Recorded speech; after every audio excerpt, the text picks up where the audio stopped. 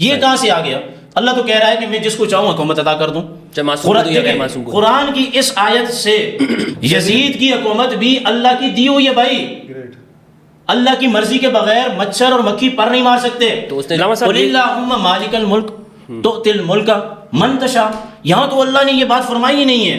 یہ کہاں سے آ گیا؟ اللہ تو کہہ رہا ہے کہ میں جس کو چاہوں حکومت عطا کر دوں. قرآن کی اس آیت سے یزید کی حکومت بھی اللہ کی دی ہوئی ہے بھائی.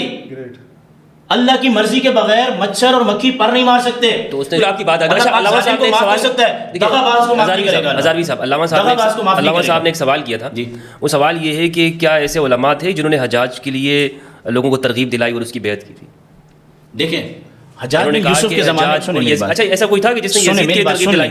حجاج بن یوسف کے زمانے کی بات کرتے ہیں. آج اس وقت ہم جس علاقے میں اور شہر میں بیٹھے ہیں، اگر حکومت کوئی بھی ظلم کرے تو چند درباری مولوی ان کو نہیں مل جاتے. صحیح.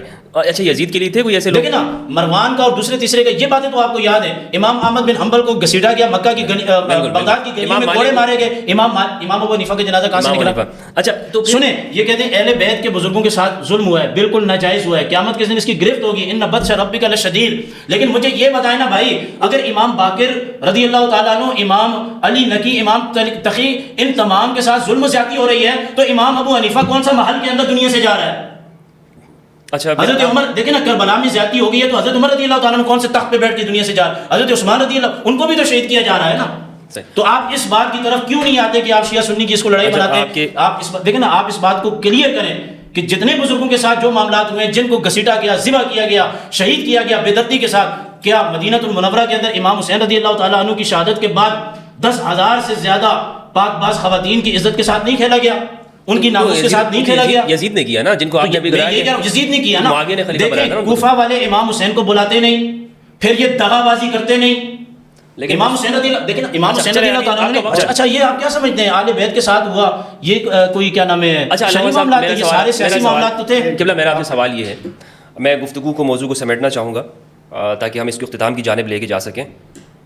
حضرت نے یہ کہا کہ خلفائے راشدین یہ اس امت کے اندر سب سے افضل گروہ ہے، یعنی ان سے بڑا نہ کوئی عالم ہے اور نہ ان سے بڑا کوئی اولو الامر ہے. یہ اولو الامر ہے خلفائے راشدین، یعنی یہاں تک تو 4 کی تقریباً انہوں نے تعین کر دی اولو الامر کی. ایسا ہی ہے نا قبلہ؟ صحیح ہے، یعنی 4 اولو الامر کی تعین. جب یہ چلے گئے تو پھر اس کے بعد جو آتے گئے جو صلاحیت تھی وہ بھی اولو الامر ہے. اچھا اولو الامر، جی میں نے مختلف اقوال آپ کے سامنے رکھے. یہی وہ رسول کے جانشین بھی 12 خلیفہ جو بھی ہوتا ہے نا وہ اہل علم سے ہوتا ہے. جی قبلہ. تو یہ جو 4 انہوں نے بتائے خلفائے راشدین، یہ اولو الامر بھی ہیں اور یہ وہی رسول کے 12 جانشینوں میں سے 4 ہیں. ذرا آپ مجھے بتائیے گا کہ شیعہ نقطہ نگاہ سے جو رسول کے جانشین ہیں وہ اولو الامر اور جانشین کس طور پر ہے اور وہ کون کون سے ہیں؟ یہ بتا دی تاکہ میں اگلا سوال آپ کی جانب. بسم اللہ. دیکھیں ناراض مت ہوئیے گا مفتی صاحب کی باتیں جو ہیں نا وہ میرا خیال ہے کہ مبنی پر حکمت نہیں تھی. جذباتی باتیں کرنے سے آپ اپنی دلیل منوا نہیں سکتے.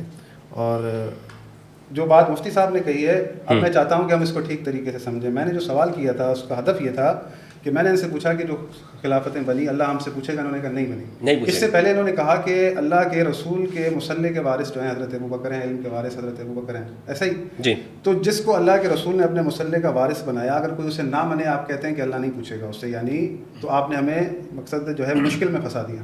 نہیں پوچھے وہ اچھا مشکل میں پھنسا دیا.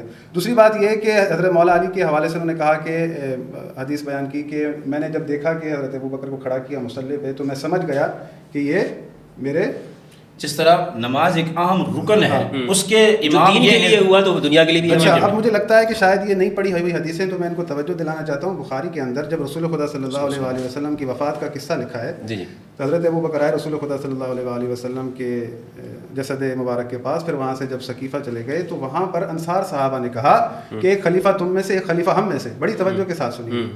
تو حضرت ابوبکر نے کہا کہ نہیں، خلیفہ قریش میں سے ہوگا. یہاں پر حضرت ابوبکر کو کہنا چاہیے تھا کہ نہیں، مصلی پر میں کھڑا ہوا تھا، میں خلیفہ ہوں. پھر انہوں نے کہا کہ آپ ایسا کریں، حضرت عمر کو خلیفہ بنا دیں. یہ بخاری کے اندر جملے نہ موجود ہو، میں اپنا ذمہ دار ہوں، جو جرمانہ کہیں گے بھر کے دوں. یہ جملے ٹھیک ہے، ایگری کرتا ہوں. ٹھیک ہے. اب پہلی دفعہ انہوں نے آپ کی بات سے ایگری کیا. میں ہر بات جو بات ہوگی ایگری کروں گا. کیا پہلی دفعہ نہیں جو بات کر رہے ہیں صحیح ہے، لیکن اچھا لگا مجھے. دیکھیں دل سے کہہ رہا ہوں اچھا لگا. میں ایگری کروں گا، جو بات ہوگی میں ایگری کروں گا. حضرت ابوبکر کو خود کو نہیں پتا کہ خلیفہ مجھے بننا ہے اس لیے کہ میں مصلی پر کھڑا ہوا تھا. انہوں نے نہ انصار صحابہ سے کہا بلکہ کہا کہ آپ ایسا کریں، حضرت عمر کو خلیفہ بنائیں. تو حضرت عمر نے کہا کہ نہیں، ہم آپ کو ہی خلیفہ بنائیں گے. تو حضرت ابوبکر کی بیعت کر لی گئی. مولا علی نے بیعت نہیں کی. مولا علی نے کہا کہ ابو بکر آپ خلیفہ بن گئے، ہم سے پوچھا تک نہیں، تو وہ کہتے نا کہ بھائی میں تو مصلی پر کھڑا ہوا تھا، مجھے اللہ کے رسول بنا کر گئے، آپ کیوں اعتراض کر رہے ہیں؟ یعنی یہ بات اس بات کی وضاحت کرتی ہے کہ حضرت ابو بکر اور نے اپنے خلیفہ ہونے کے لیے اس دلیل کا استفادہ کیا ہی نہیں کہ میں مصلی پر کھڑا ہوں.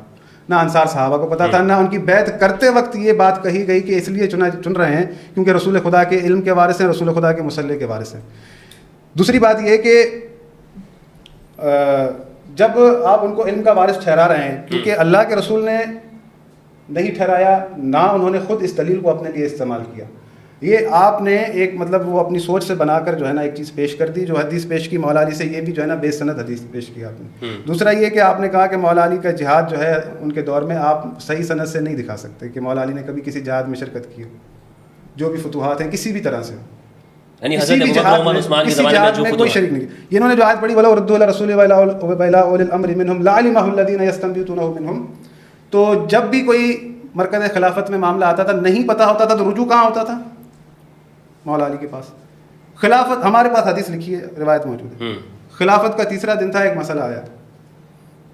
نہیں، یہ اہل سنت کی کتابوں میں بھی موجود ہے، سنن ابو داؤد وغیرہ کے. نہیں، خلافت کے تیسرے روز مسئلہ آیا تو کسی کو پتہ نہیں تھا، کہا کہ علی سے پوچھیں، تو سب لوگ آئے، حضرت علی سے پوچھا، حضرت علی نے جواب دیا.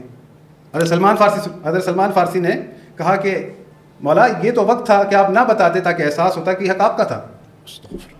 تو امیر المومنین نے فرمایا کہ سلمان میں نے قرآن یاد دلا رہا تھا. پھر مولا نے آیت پڑھی فَمَن يَهْدِي إِلَى الْحَقِّ أَحَقُّ أَن يُتَّبَعَ مَن لَّا يَهْدِي إِلَّا أَن يُهْدَىٰ فَمَا لَكُمْ كَيْفَ تَحْكُمُونَ.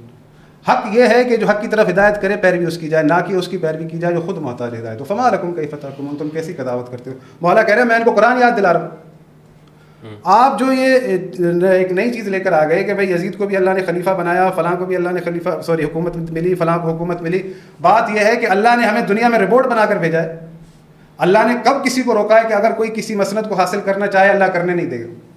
فرعون اگر بیٹھا تھا تخت و تاج حاصل کر کے، تو جو حاصل کرنا چاہتا ہے، یہ تو یزید نے بھی آیت پڑھی تھی کہ قل اللہم مالک الملک تؤتی الملک من تشاء وتنزع الملک ممن تشاء وتعز من تشاء وتذل من تشاء. نہیں، یہ تعز و تذل آگے خود پڑھ رہی ہیں. یہ میں جب یہ تو میں کہہ رہا ہوں نا، میں پڑھا ہوں نا، یزید نے پڑھی. یہ تو یزید نے بھی اپنی حکومت کے لیے پڑھی تھی کہ مجھے اللہ نے جو عزت دی ہے. میں نے ان میں کہا ہے کہ نبیوں کو بھی حکومت دی. آپ میری باری یہ بی بی زینب سلام اللہ علیہ نے کہا کہ یہ اللہ کی طرف سے عزت نہیں ہے، بلکہ اللہ نے کہا ہے کہ ہم نے کافروں کو مہلت دے رکھی ہے، یہ مہلت ہے تیرے لیے. تو بھائی اللہ نے ہمیں ریوارڈ نہیں بنایا. اللہ رب العالمین فرماتا ہے وَلَوْ يُؤَاخِذُ اللَّهُ النَّاسَ بِمَا كَسَبُوا مَا تَرَكَ عَلَى ظَهْرِهَا مِن دَابَّةٍ وَلَٰكِن يُؤَخِّرُهُمْ إِلَىٰ أَجَلٍ مُّسَمًّى فَإِذَا جَاءَ أَجَلُهُمْ فَإِنَّ اللَّهَ كَانَ بِعِبَادِهِ بَصِيرًا. اللہ اگر لوگوں کو ان کے اعمال کی وجہ سے پکڑتا تو پورے روئے عالم میں نہ کسی چرند کو چھوڑتا نہ پرند کو چھوڑتا، پر دنیا چل ہی نہ پاتی. اللہ نے تمام کے تمام معاملات کو مؤخر کہاں رکھا؟ قیامت کے لیے. اللہ نے جسے ہادی بنا کر بھیجا، اگر لوگ اس کو نہیں پسند کرتے، لوگ اٹھا کے آج کل کے حکمرانوں کو بنا دیتے ہیں، یا انہوں نے حکومتوں کا ساتھ دیا، یزید بنا، مروان بنا، عبد الملک بن مروان بنا. ہاں، اللہ نے نہیں روکا لوگوں کا راستہ، اللہ نے لوگوں کو آزاد چھوڑا ہوا ہے. یہ تمہارے لیے ہدایت کا راستہ ہے، یہ تمہارے لیے کفر کا راستہ ہے، جسے چاہو چن لو. اب جو ظلم کر رہا ہے اللہ اس قدر سخت ہے کہ وَلَا تَرْكَنُوا إِلَى الَّذِينَ ظَلَمُوا فَتَمَسَّكُمُ النَّارُ وَمَا لَكُم مِّن دُونِ اللَّهِ مِنْ أَوْلِيَاءَ ثُمَّ لَا تُنصَرُونَ. ظالم کی طرف مائل بھی نہ ہونا. اگر تم ظالم کی طرف مائل ہوئے تو بغیر حساب کتاب کے تمہیں جہنم میں ڈال دیا جائے. لعنت اللہ علی الظالمین، ظالموں پر اللہ کی لعنت ہو. جہاں اس قدر حساسیت ہے تو پھر یہ حدیث کی کیا کریں گے؟ آپ کے کہتے ہیں کہ بھائی جو بھی مسلط کر دیا جائے اس کی اطاعت اللہ نے واجب کی ہے. کیوں بھائی؟ اللہ کے رسول محمد مصطفیٰ حضرت آدم سے لے کر تمام نبیوں کے وارث اتنی مشقتیں اٹھائی، اتنے مشکلات کاٹی، اتنی زحمتیں اٹھائیں، دین اسلام پہنچایا لوگوں کے پاس. آپ رسول کہہ کر جا رہے ہیں جو تم پر مسلط ہو جائے اس کی اطاعت کرنا. کیا یہ دین اسلام کے ساتھ ناانصافی نہیں ہے، دھوکہ نہیں ہے؟ اللہ کے دین کے ساتھ تہمت نہیں ہے، اللہ کے نظام کے اوپر تہمت نہیں ہے کہ آپ لوگوں سے کہیں کہ بھائی جو آپ پر مسلط ہو جائے وہ اللہ نے اس کی اطاعت واجب کی ہے.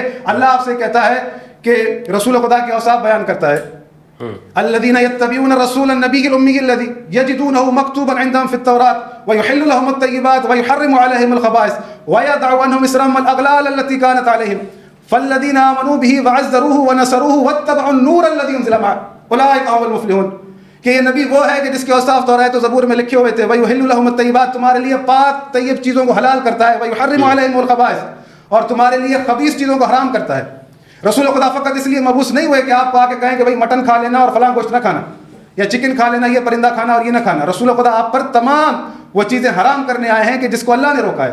اللہ نہیں چاہتا کہ آپ کسی ظالم کی اطاعت کریں. آپ کہہ رہے ہیں کہ اس کی اطاعت اللہ نے واجب کی ہے، یعنی اللہ پر بہتان، اللہ کے رسول پر بہتان.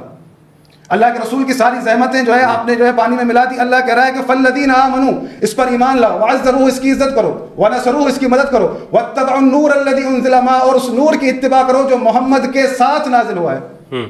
قرآن اللہ کے رسول کے اوپر نازل ہوا ہے، ساتھ نہیں آیا. اللہ کے رسول کے لیے اللہ کہہ رہا ہے کہ جو محمد کے ساتھ نور آیا اس نور کی اتباع کرو. اللہ کے رسول وہ نور جو آپ کو دے رہے ہیں وہ ہے کہ ترکت فیکم الثقلین.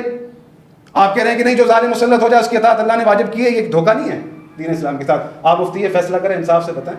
صحیح. اللہ کہہ رہا ہے نور کی اتباع کرو. آپ ظالم کی اطاعت کروا رہے ہیں، فاسق و فاجر کی اطاعت کروا رہے ہیں. دین مظلومیت پہ، اسلام پہ ہم نہ روئیں. میں تو کہتا ہوں کہ بھائی جو شیعہ ہوتے ہو نا، کہتے ہو یا حسین، اب تم کہا کرو یا اسلام. واہ قرآن، کہ قرآن کے مخالف عقیدے جو ہے بیان کیے جاتے ہیں. قرآن کی مظلومیت پر بھی ایک جو ہے نا وہ اپنے سینے پر تھپڑ مارے. اچھا انہوں نے یہ دیکھیں کہاں قرآن اور قرآن کے مخالف عقیدے. آپ اپنی باتوں میں خود جو ہے پھنس رہے ہیں. جس کو آپ رسول خدا کے مصلی کا وارث ٹھہرا رہے ہیں، پھر کہہ رہے ہیں اللہ پوچھے گا بھی نہیں. اچھا یہی سوال انہوں نے کیا بھی تھا کہ سب نبیوں میں تو آپ نبوت و وراثت مان رہے ہیں کہ نبوت وراثت کے طور پر، لیکن رسول اللہ صلی اللہ علیہ وسلم نہ ان کے والد نبی ہیں نہ ان کی اولاد نبی. میں نے جب آیت پڑھی تھی اس میں ذریت کا لفظ کہا تھا، انہوں نے توجہ نہیں کی. قرآن کی آیت یہ کہہ رہی ہے کہ نبی کا بیٹا مستقیم بناتے ہیں یا نبی کا بھائی مستقیم بناتے ہیں فوراً، یا ذریت میں آگے چل کے بناتے ہیں. آپ پوری آیت پڑھیں، وَوَهَبْنَا لَهُ إِسْحَاقَ وَيَعْقُوبَ كُلًّا هَدَيْنَا وَنُوحًا هَدَيْنَا مِن قَبْلُ وَمِن ذُرِّيَّتِهِ دَاوُودَ وَسُلَيْمَانَ وَأَيُّوبَ وَيُوسُفَ وَمُوسَىٰ وَهَارُونَ وَكَذَٰلِكَ نَجْزِي الْمُحْسِنِينَ وَزَكَرِيَّا وَيَحْيَىٰ وَعِيسَىٰ وَإِلْيَاسَ كُلٌّ مِّنَ الصَّالِحِينَ وَإِسْمَاعِيلَ وَالْيَسَعَ وَيُونُسَ وَلُوطًا وَكُلًّا فَضَّلْنَا عَلَى الْعَالَمِينَ وَمِنْ آبَائِهِمْ وَإِخْوَانِهِمْ وَذُرِّيَّاتِهِمْ وَاجْتَبَيْنَاهُمْ وَهَدَيْنَاهُمْ إِلَىٰ صِرَاطٍ مُّسْتَقِيمٍ وَلَقَدْ أَرْسَلْنَا نُوحًا وَإِبْرَاهِيمَ وَجَعَلْنَا فِي ذُرِّيَّتِهِمُ النُّبُوَّةَ وَالْكِتَابَ فَمِنْهُم مُّهْتَدٍ. یہ ذریت کا لفظ دہرایا تھا میں نے، مفتی صاحب نے نہیں سنا اور بلا وجہ کا اشکال کیا. حضرت میں نے لکھا بھائی بات یہ ہے کہ آپ اسلام کے مخالف جائیں گے تو ہم آپ سے کہیں گے کہ آپ قرآن کے مخالف جا رہے ہیں. یہ اسلام نہیں ہے کہ آپ لوگوں سے کہیں کہ رسول خدا پر بہتان، یہ جھوٹی حدیث ہے. رسول خدا صلی اللہ علیہ وآلہ وسلم نے آپ کو حسن دیے تھے، رسول خدا نے آپ کو حسین دیے تھے. یہ نظام اس طرح سے نہیں ہے کہ آپ جو ہے اس کو بنا رہے ہیں کہ بھائی یہ سب اللہ کی طرف سے ہے. تو بھائی اللہ نے کس کا راستہ روکا ہے؟ اللہ نے تو فرعون کا راستہ نہیں روکا، اللہ نے نمرود کا راستہ نہیں روکا. اچھا اللہ نے تو ان کو بھی دولت دی ہے. انہوں نے جو یہ دعویٰ کیا کہ سب سے زیادہ افضل ہے، آپ بتائیں کہ آپ کے نزدیک افضلیت کا معیار کیا ہے؟ افضلیت کا معیار قرآن ہے. قرآن جو میزان دیتا ہے اس میزان پر تول لیں علی کو بھی اور اس کے جس کو آپ تولنا چاہیں. میزان ہے قرآن پر تولنا. آپ ثابت کر کے دکھا دیں کہ امیر المومنین سے بڑھ کر کوئی عالم ہو. مفتی صاحب نے دلیل دی تھی، مجھے آج تک ہنسی آتی ہے کہ کیا دلیل دی مفتی صاحب نے. تو مجھے شرم آ رہی تھی کہ یار میں کیسے ان کو کاؤنٹر کروں کہ یار مفتی صاحب یہ کیا آپ نے جو ہے نا یہ دلیل دی ہے کہ میں جو ہے نا اب اس میں پریشان ہوں. انہوں نے کہا کہ حضرت ابو بکر نے وہ حدیث بتائی تھی رسول خدا کو کہاں دفن کرنا ہے، یہ جو ہے ان کو پتا تھا لہذا وہ عالم ہے. ارے بھائی بخاری اٹھا کے دیکھ لو، کتاب التیمم پڑھیں. حضرت عمر سے پوچھا گیا کہ بھائی جب پانی نہ ہو تو کیا کریں، تو انہوں نے کہا پانی کا انتظار کرو. اب ان کو تیمم کا نہیں پتا تھا تو کیا مقصد جو جانتے تھے نہیں ہے. کتاب التیمم میں یہ روایت نہیں ہے، حضرت کو تیمم کا پتہ نہیں تھا. جھوٹ بول رہے ہیں یہاں پہ بیٹھ کے. ابھی لے آئے آپ کے پاس. آپ حضرت جھوٹ بول رہے ہیں. کتاب التیمم نہیں ایسی باتیں نہیں کریں گے. جو بات کریں گے آپ ذمہ داری سے کریں. یہ حدیث بے سند ہے، جس کی سند بتائیں. آپ لکھ کر دیں، اگر دیکھیں گے تو کیا کریں گے؟ نہیں کر رہے اس میں میں کہہ رہا ہوں آپ بتائیں تیمم کا پتہ نہیں تھا. بندے کے ساتھ میں بیٹھ نہیں سکتا. نہیں جن کو بالکل میں خود آپ